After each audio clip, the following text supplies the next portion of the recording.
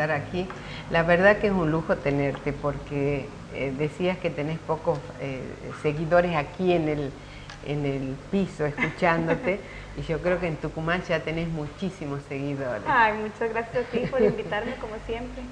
Bueno, ¿cómo la sientes, cómo sientes la gente de Tucumán? A mí el Porque público de Tucumán me encanta, es un público súper cálido, me imagino que también por el vínculo que existe con Tucumán y bueno, por mi esposo y por los músicos que han tocado conmigo que son tucumanos, yo creo que eso influye mucho, pero yo siento al público tucumano y el argentino en general muy apegado al cantautor, al género del cantautor. En Colombia hay un grupo de gente, por ejemplo, que le encanta, pero hay mucho otro grupo que quieren ir a bailar y somos un país caribeño, nos gusta mucho bailar. Entonces, yo siento que en Argentina es un país muy nostálgico y mi música es muy nostálgica, entonces mezclamos muy bien.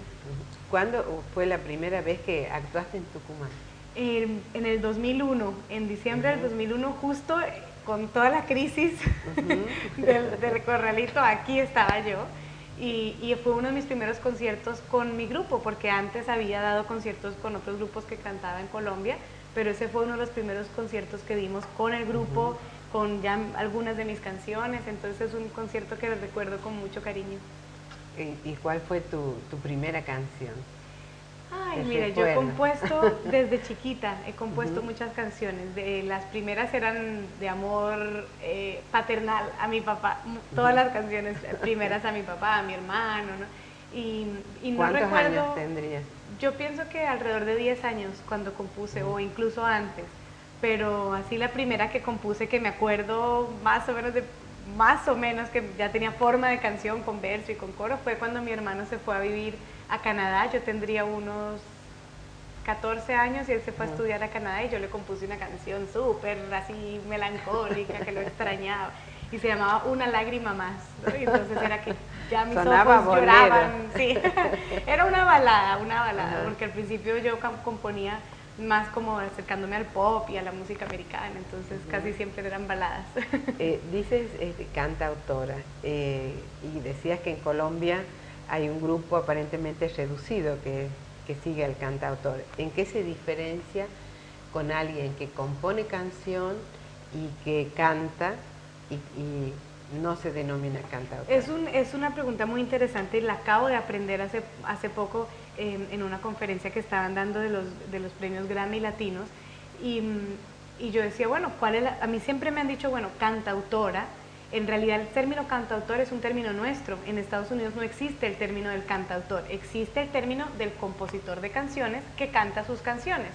Que la diferencia básicamente está en que un cantautor compone y canta lo que escribe, pero debe tener una voz propia. Y por voz me refiero a una línea de escritura propia, tiene que ser poético, tiene que de pronto estar ligado al pueblo en el que vive, a las circunstancias sociales en las que vive. Entonces un caso, por ejemplo, como bueno, muchos cantantes del pop, como Shakira o no se me ocurre, bueno, Franco De Vita, Ricardo Montaner, son personas que componen y cantan lo que componen, pero que de pronto llegan a un público más masivo, el estilo de música es más pop, entonces la música es más fuerte, digamos, predomina más que la poesía, no tienen de pronto un trasfondo social, entonces básicamente la diferencia es esa, que cuando tú escuchas una canción de Silvio Rodríguez o de Serrat, inmediatamente sabes de quién es la canción. Un compositor que canta simplemente puede componer una canción de amor muy general que cualquier otra persona podría cantarla, pero una canción de Serrat o de muchos cantautores, la idea es que cántela quien la cante, tú sabes quién la compuso por su voz, por su propia línea. Y cuando me dices que este concepto recién lo terminas de ver o de aclarar para vos misma, ¿qué pensabas vos? ¿Cómo te definías Yo antes de siempre eso? me he definido como una cantautora, me quiero siempre considerar así, aunque no esté tanto en la línea protesta, digamos, como un Pablo Milanés o un Silvio Rodríguez, pero yo me considero una cantautora porque he escrito siempre, o sea, no, para mí lo lindo de los cantautores es que la poesía vaya muy de la mano con la música y que predomine más. Y para mí, incluso como oyente, soy cantautora también, o sea, yo escucho la poesía principalmente, más que la música. Más allá, cuando ya me gusta una letra, me pongo a revisar un poquito, qué armonía tan linda, qué instrumentos usó, qué ritmo usó, pero para mí principalmente está la letra. Y por eso cuando niña yo no oía música, incluso ahora no escucho mucha música en inglés, por ejemplo, no fui fanática de los Beatles o de otros grupos que para los músicos son un ícono.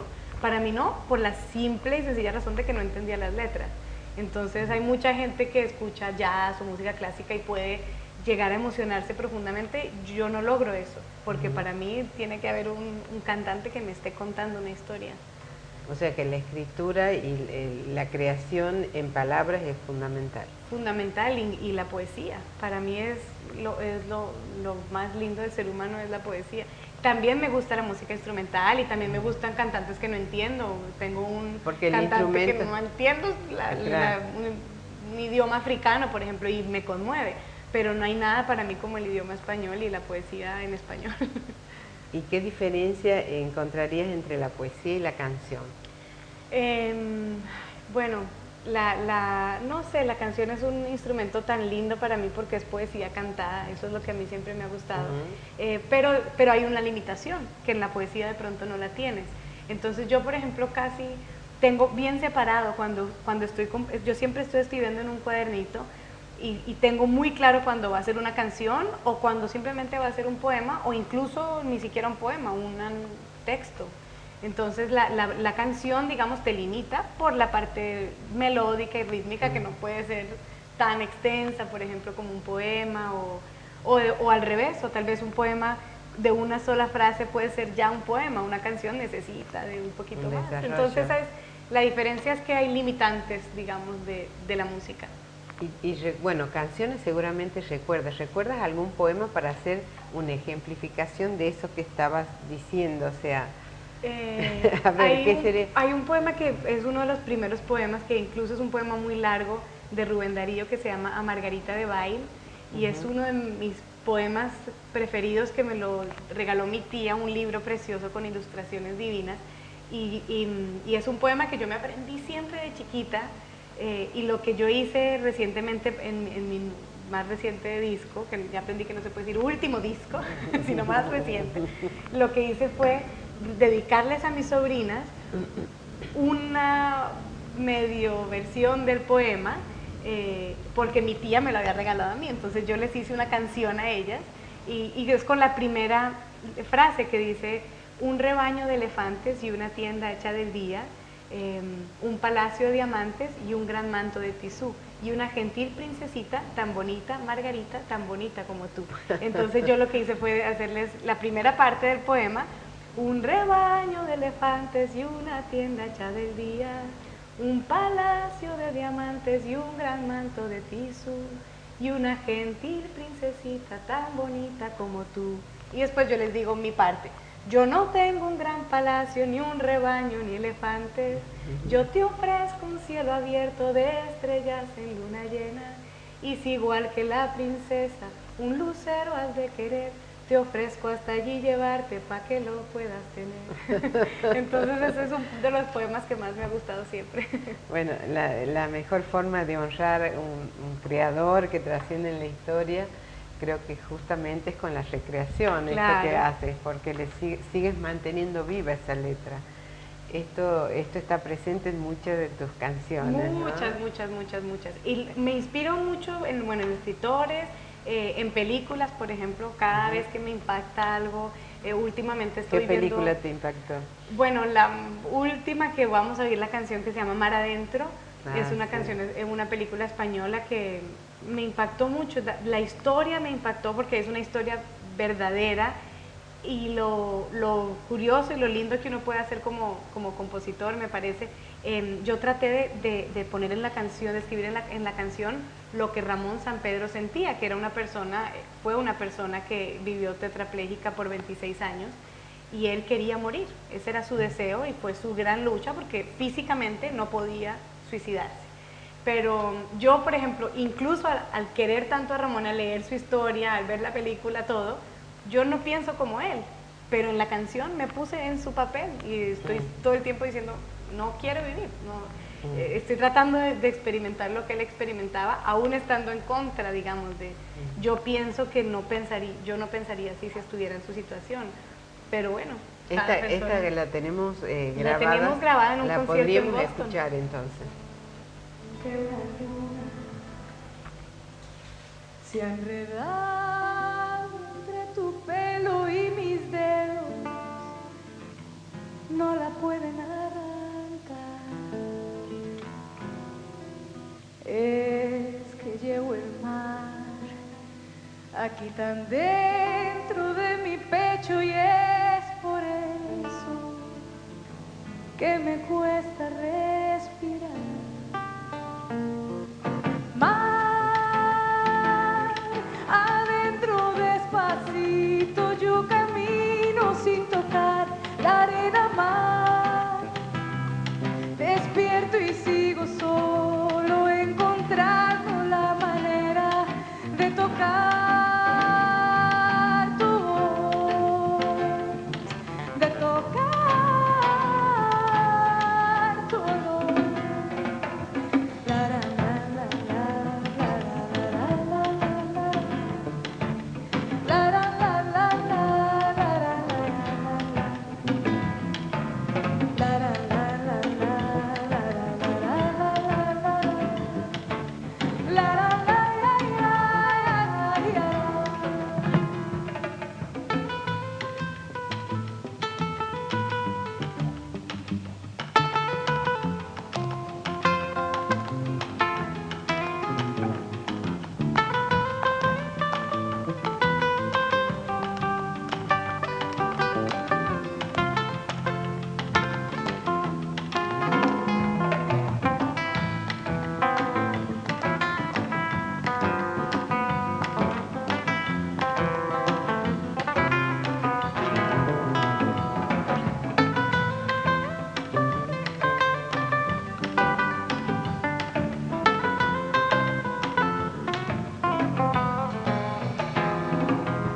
Creo que siento el sol aquí quemándome en el cuerpo y es por eso que me cuesta despertar.